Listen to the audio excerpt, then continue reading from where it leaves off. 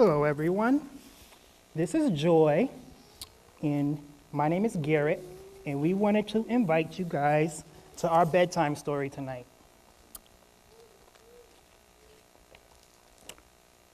Joy. Once upon a time, in long ago 1990, a boy who was only 10 years old watched a movie. In it, a very dangerous and a very big beast fell in love with a beautiful girl. Because she did not love him back, he trapped her in his humongous castle, and it was there that he decided to give her a gift.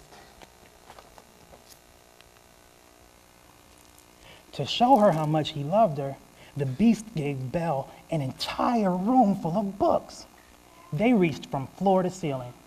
Belle loved this gift because although she loved to read, her father was too poor to buy books of her own. She had to borrow them from whoever she could, but now she could read anytime she wanted, day or night. The boy wished he had a room like Belle's. His own room was empty and had no books in it. Sometimes he was hungry, and it was hard for his father to keep the lights on, let alone buy him books that were his own to keep. But because his father couldn't buy him his own books, he worked and saved to buy his own. Because of this, he was able to read the few that he had over and over again until they were practically memorized.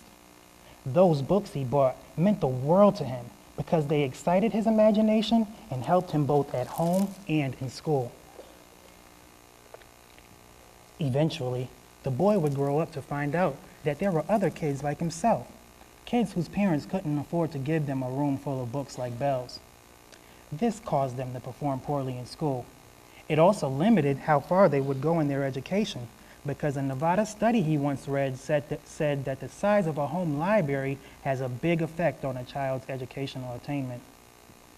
The boy found out that in the town he now lives in, 52% of the children in the inner city schools perform poorly in reading. The boy thought to himself that this might be because they don't have books of their own like Belle. Then one day, the boy had a dream. He dreamed of taking every child in his town to a place that he would create, a town called Far, Far Away Books.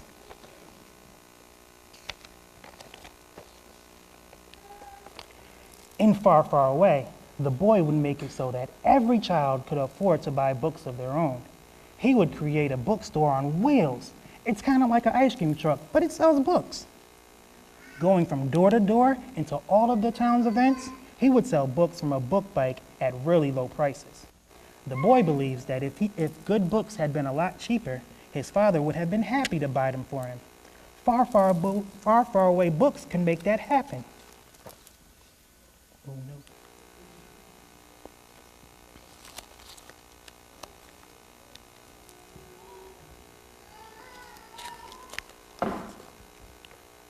But how would the boy make the book bike able to pay for itself, you ask?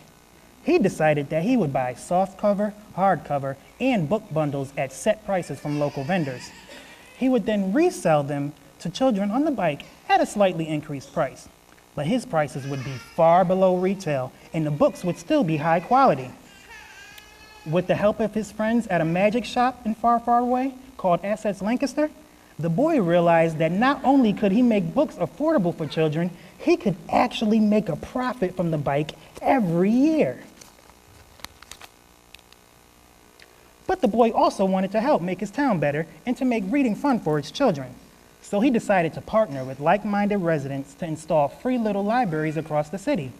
And wherever his book was parked, he would host theatrical book readings.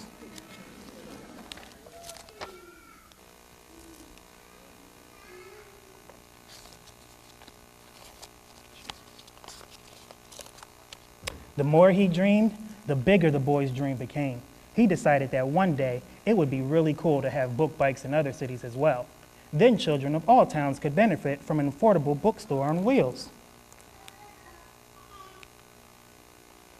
The boy would dream this dream for many years. He would grow up to read the books he was eventually able to buy numerous times, and he would go on to write books of his own. Owning books changed his life and the life of his family. One day, after he became an adult, he realized that His wife said it was time for his dream to come true.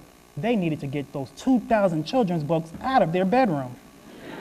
With the help of the wonderful Essex Lancaster, he was able to put his dream into action. He was able to plan and research, and he is now able to get books into the hands and homes of children in his town. He was now ready to get on his bike and go. Oh, I almost forgot. I never told you the boy's name. That little boy was Garrett Jurelis, and guess what? This is his book. His story does not yet have an ending, and his dream is not that far, far away. Far, far away can begin when we close this book. It can begin when we decide that every child deserves the opportunity to take a ride on a book bike, to read and to take a trip to the land of far, far away. And fortunately, the book bike has dropped off books for every child in this room. At the end of the night, every child here can pick up a book from the table in the lobby. Happy reading!